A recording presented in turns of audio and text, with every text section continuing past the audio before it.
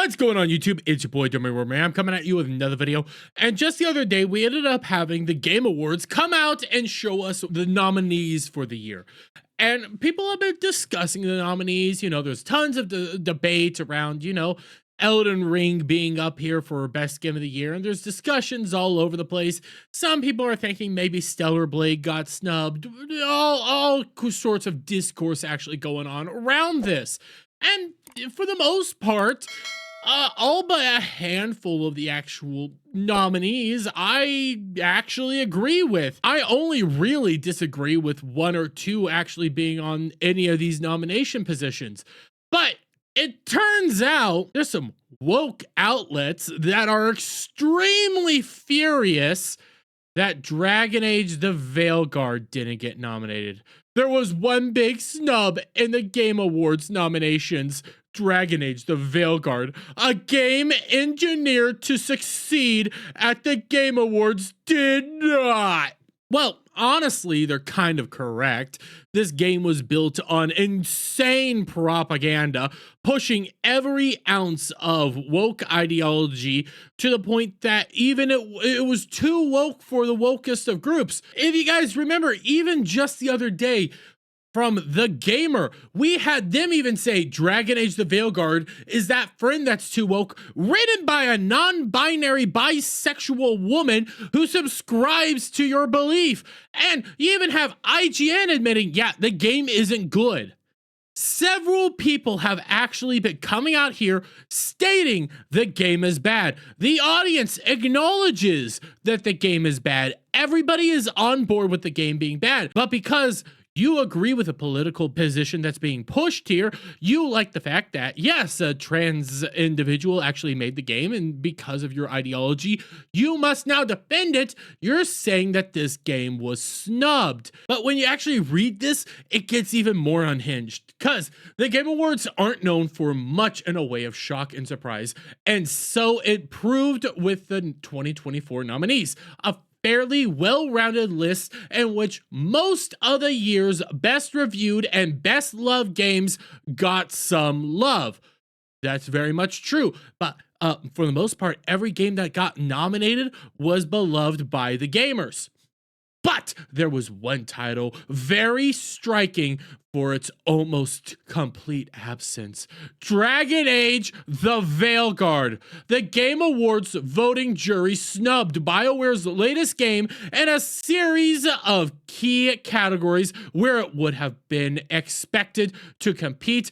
It secured just one nomination for innovation and accessibility, which is decided by a specialist jury. This is a surprise, as a narrative-led blockbuster and famous series with slick production value, Dragon Age the Veilguard is exactly the kind of game that tends to do well at the Game Awards.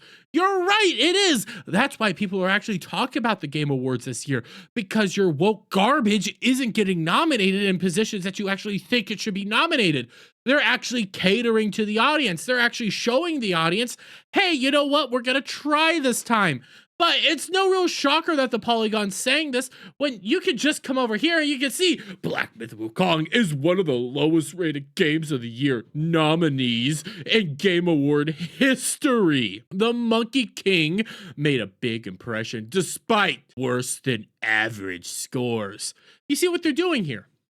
Both these articles are trying to tout what the Access Media said, what IGN said before they came out here and said this, what the Gamers said before they came out here and said this, what all these professional game review sites were coming out and saying, and saying that these were things to be judged and taken into account. What we, the Access, the established class, think should be the word in the law. We say this game is good and this game is bad. But if we actually start breaking down some objectivity here, Polygon, we can come over here to SteamDB and we can see that players chose Black Myth Wukong, coming in at 2 million peak concurrent players back when it first launched. And we take a look at Dragon Age, 89,000. Yeah, it ain't good. But if we actually want to start talking about games that shouldn't be on this list, games that shouldn't be nominated for anything, we could come back over here to the nominees, and we could go to Games for Impact, and you can see Tales of Kinzaru's right here. I don't even think this game should be allowed on the list. You want to know why? If we come over here to SteamDB, we can see it only had 287 peak concurrent players, and this game that was connected to Sweet Baby Inc. has led to layoffs at the company. This game was such a dud, it killed a company.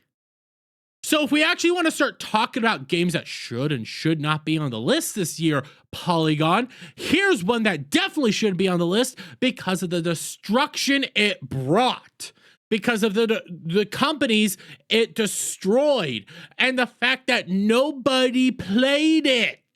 Oh, but it gets into your little woke progressive areas where you guys are perfectly fine and happy. But because Dragon Age the Veilguard isn't up there for Game of the Year or anything like that, you're going to come out here and cry. The game that subscribes to your ideological bent isn't getting the awards you wanted to get, and is only, honestly, I think it was only in like 1 or 2 areas, and it ain't even probably gonna win there. Why don't we actually go to where they said that it was nominated at, the accessibility area? So we'll come over here. Let's see. What's the games that innovated accessibility? Oh yeah, we got Blops, we got Diablo, we got Prince of Persia, and we got Star Wars Outlaws. Yeah, I really bet that your game is gonna win innovation in accessibility.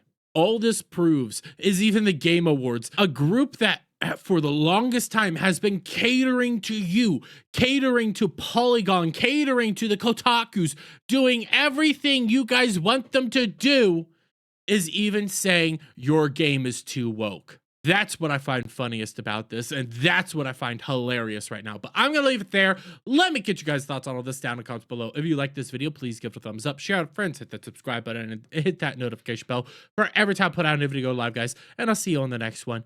Bye for now.